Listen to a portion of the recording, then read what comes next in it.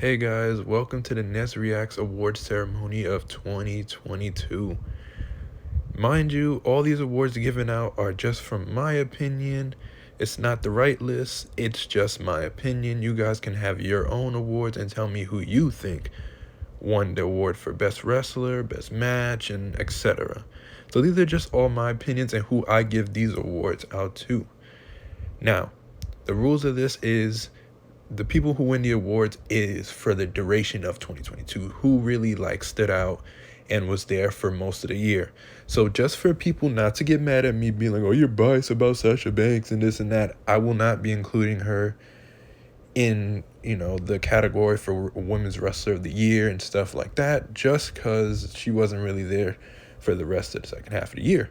First award goes to the rookie of the year, Logan Paul. In my life, I swear to God, I would have never ever said that Logan Paul would win an award for anything, but honestly, I have to give him the rookie of the year award. This man, with all his matches, has put on banger after banger. He's done his thing at WrestleMania, SummerSlam, and even faced Roman Reigns in one of his best title matches of 2022. So it was a no-brainer that the Rookie of the Year award goes to Logan Paul. I could have brought it to Roxanne or anybody else, but Logan really just stood out the most this year. Will he do it next year for an award? Most likely not. He will not be getting an award next year. I highly doubt it, but we'll see how that goes. Next, Tag Team of the Year goes to FTR. I know everybody's going to be mad. The Usos, come on, the Bloodline. The Usos are the best tag team in the world. I get that, and I don't, disagree. But truly for me, if you had to pick somebody or pick a team, I would put FTR. FTR killed it this year. They went out of country and won tag team championships. They were basically holding every tag team title belt in the the landscape of wrestling for the most part, except for AEW and certain other promotions. But this year they killed it. Even had bangers with the Briscoes. The Briscoes had an amazing match with FTR, if you want me to say it like that. So FTR definitely deserves the tag team of the year. It's just my personal opinion. They killed it this year, and there's nothing much else I can say about these two. Return of the year goes to Cody Rhodes. There's so many returns this year that you could have picked. Johnny Gargano. You have Bray Wyatt, who was a huge pop. I was going to put him as return of the year, but the whole thing of, the whole story of it, AEW was built around Cody Rhodes. He started up that company with TK and the Elite. Just for him to leave and go back to WWE. I was one of the people saying that it was a career-ending move, but he showed up and killed it, and he definitely deserves the world title going into 2023. So I do believe the return of 2022 was Cody Rhodes. 100%. Sorry. Bray Wyatt had the best pop and a huge pop for his return. But, out of all the wrestlers that returned, which was a lot, I think Cody's meant more when it comes to having a serious contender for WWE champion in that kind of certain category. That's just how I feel about that. Let me know what you guys feel. Do you guys think it was Bray Wyatt, or who you think was the return of the year? For me, I just think it was Cody. Cody deserved it. And the next is the feud of the year, and it goes to CM Punk and MJF. This feud meant so much because CM Punk was basically going toe-to-toe with his younger self. The next generation CM Punk was going against CM Punk himself. It was just pure amazingness, and it sucks that, with CM Punk's, little situation, that we couldn't get the final match that we needed to conclude this feud. But I digress. This was still the feud of the year for me. It does suck. I really wanted MJF to win the title from Punk. But, sometimes things doesn't work out. But this is definitely a feud of the year, because the matches they had before that was insane. Commentator of the year goes to Michael Cole.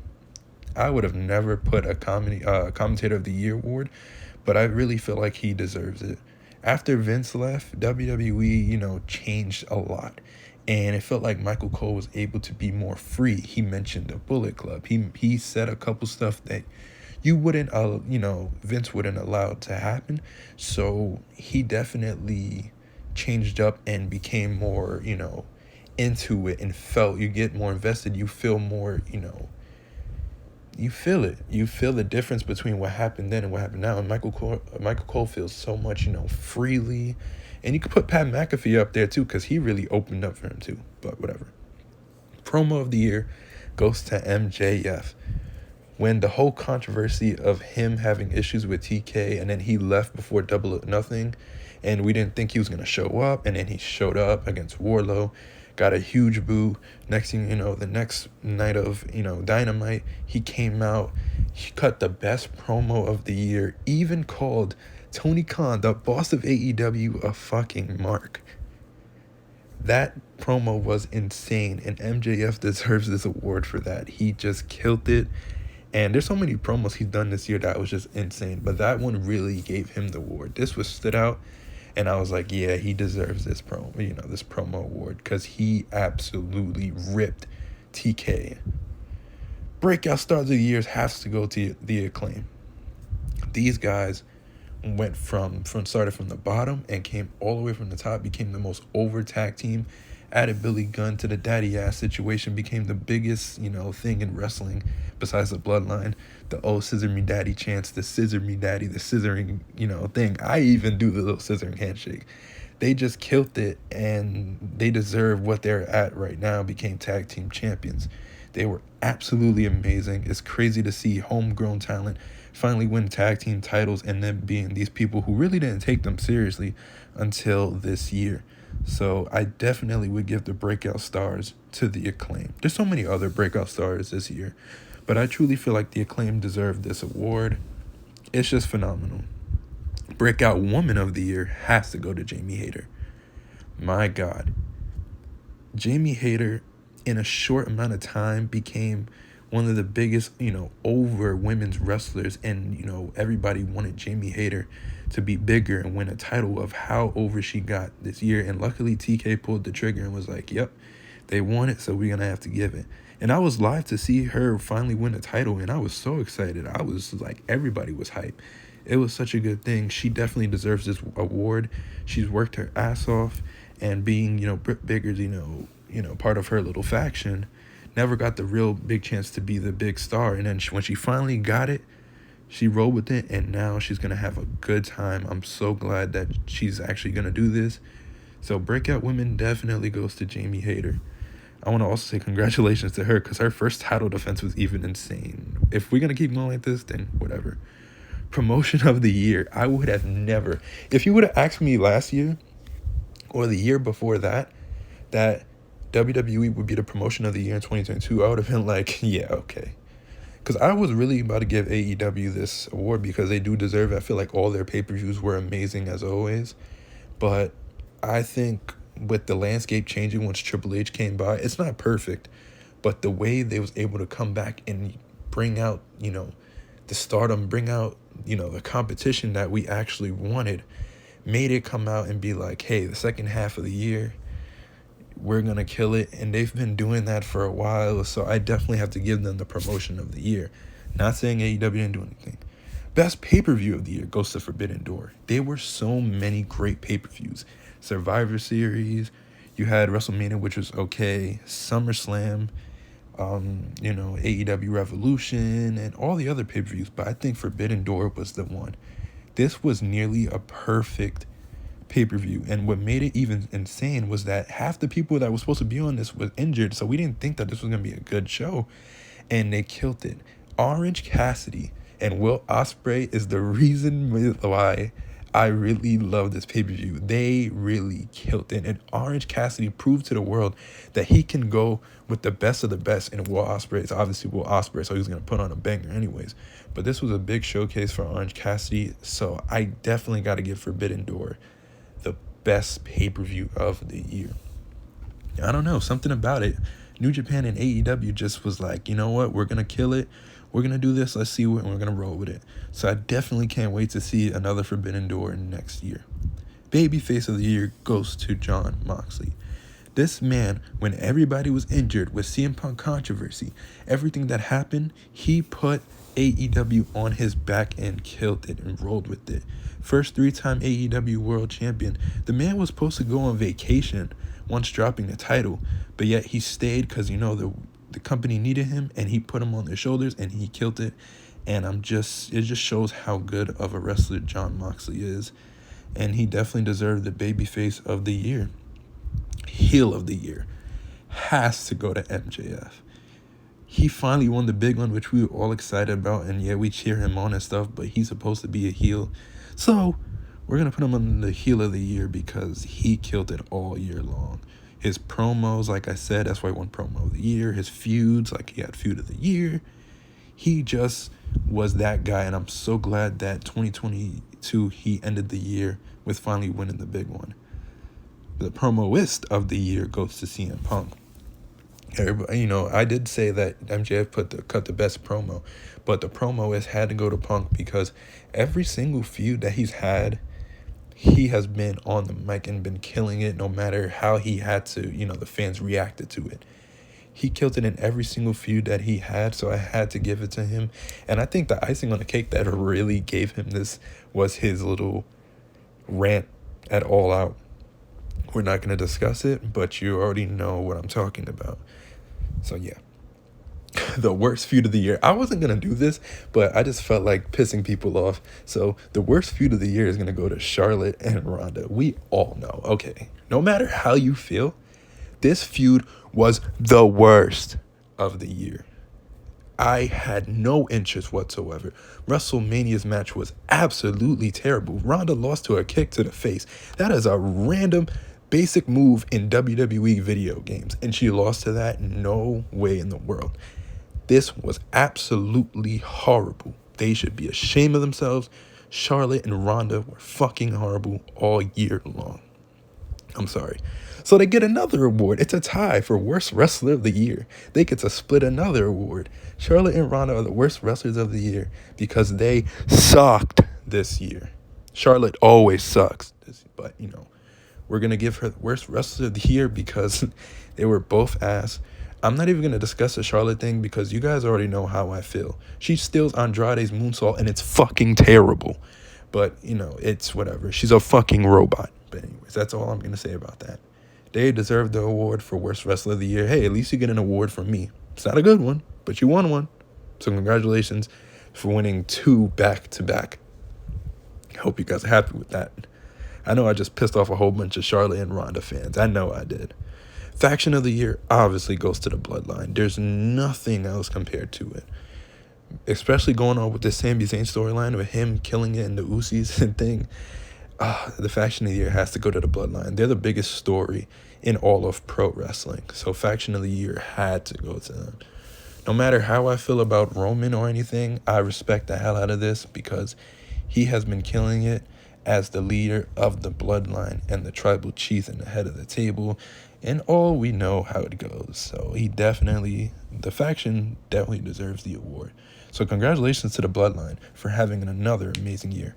Match of the year has to be any of the trilogy matches between FTR and the Briscoes. You can pick any match from there and you can put that at match of the year because they killed it. Now, other than them, there were so many other matches of the year that you can put on because this year was just an insane amount. But I have to give it to these guys. These guys absolutely killed it and made ROH big. It was insane. You can look back at any of the 3 matches they had this year. All of them was amazing, and they ended the year with a tag team dog collar match. I have never ever seen a tag team dog collar match. But these 2 teams just proved why they are the best tag teams in the world. Incredible. This definitely was match of the year, any of the 3. So the trilogy between FTR and the Briscoes was match of the year. Oh, Lord, yo. Woman wrestler of the year got to go to Bianca. You know, she has had the best solid year when I in my opinion, when it comes to, this year. Thunder Rosa is also another one, but, it's been a real iffy one. But Bianca throughout this year has had a very, good year. It wasn't great, but I do think she had a good enough year that I can give her the Women's Wrestler of the Year. And Wrestler of the Year obviously goes to Roman Reigns. Like I said, you guys know I'm not a huge Roman Reigns fan, and I never was until like when he was a part of the Shield. But even I respect what he has done. These past 2 years, he has been the man for pro wrestling. As much as I don't want to say it, it's true, and I respect the hell out of that man. The bloodline is amazing, so I respect everything. He definitely deserves Wrestler of the Year. No questions asked. I also could have put, Bryan up there. Dax Harwood actually was in that category. I was really thinking about giving him it because he killed it. Even FTR, but him as a singles even killed it even more so, but whatever. Moment of the year has to go. This could be moment of the decade. Vince finally stepping down. This is why I gave WWE Promotion of the Year. This situation, there were so many moments this year that were insane. Saraya returning, Bray Wyatt returning, all the crazy matches we had, the all-out, media scrum that Punk did. We had so many great moments, and it was hard to pick, but this one had to be the biggest moment of the year because this changed the landscape of all pro wrestling. No matter how you feel about it. If you love Vince, I don't know why, but if you do, you have to understand this was the biggest thing that could ever happen because now we had Triple H come in and he has been doing a great job. Hasn't been phenomenal yet because he has to do a couple stuff. It's not perfect, but neither is any other company. But he's doing what he can as the best, and I'm glad Vince is gone. We don't need that Alzheimer's fucker anymore. He needs to stay away from anything pro wrestling. So that's just my opinion. That's moment of the year for me. That's just it. What do you guys think? Do you guys think, any of my awards were wrong and I didn't get any right? That's up to you guys to decide. But these are just my awards given out this year. I truly believe that every single one of my picks weren't, the worst ones. I truly believe I was, right with mine. But then again, it's just my opinion. But this year, I would have to say 2022 has been an amazing and, controversial year. So I think this has been better than 2021, but that's just me. We had so many great matches this year. To start off the year, we had Adam Page and fucking Bryan Danielson kill it. There was just so many great matches. There were so many great moments, so many bad moments and stuff like that. This was a crazy year for wrestling. And I'm glad it happened because, I'm happy to be a wrestling fan. 2022 was a year to definitely remember. So that's the 2022 awards ceremony. Thank you guys so much for watching. Let me know what you put as the categories. Do you think match of the year was the Briscoes and FTR? What do you think is the best wrestler? What is your list? Put it in the comment section below. Let me know if you agree. I would love to see what you guys think. Anyways, guys, this is NezReacts, and I'll see you in my next video. Deuces.